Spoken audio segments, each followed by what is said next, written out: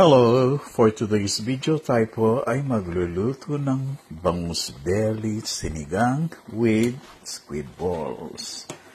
So, ayan po ang ating bangus belly.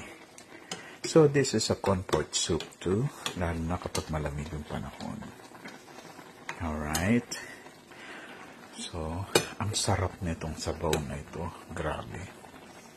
So, ang nilagay kong pang-asim dyan, it's calamansi. So, meron siyang carrots, meron siyang red pepper, at saka celery. Yan. So, this is our versions, another versions of our bangus belly sinigang. Ayan po siya. At napakasarap.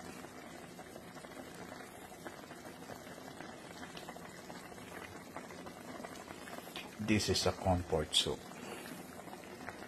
Ayan. Masarap pa rito, lagyan mo siya ng kakanggata. So, para mag-explore naman tayo ng iba't ibang klaseng way of cooking of sinigang. And this is my versions of bangus belly sinigang. Pwede mo ring lagyan ng shrimp ito. Yan. Parang maging mix seafood sinigang.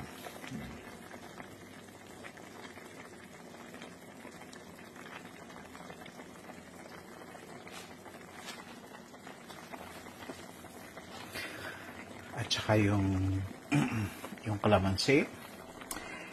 So, ang bango talaga. Nanunuot yung amoy ng kalamansi. Tsaka pag hinigop mo yan, super yummy.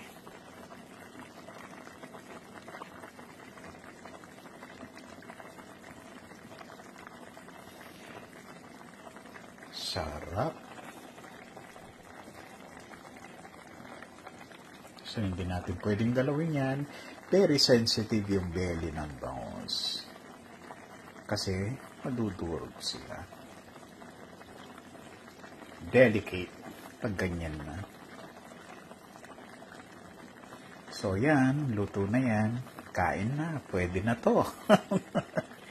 Alright. Once again, this is Chomosky. Lance Liam Chomosky. And don't forget to like, comment, and share. Please thumbs up if you want. Thank you for watching. This is Chomosky TV.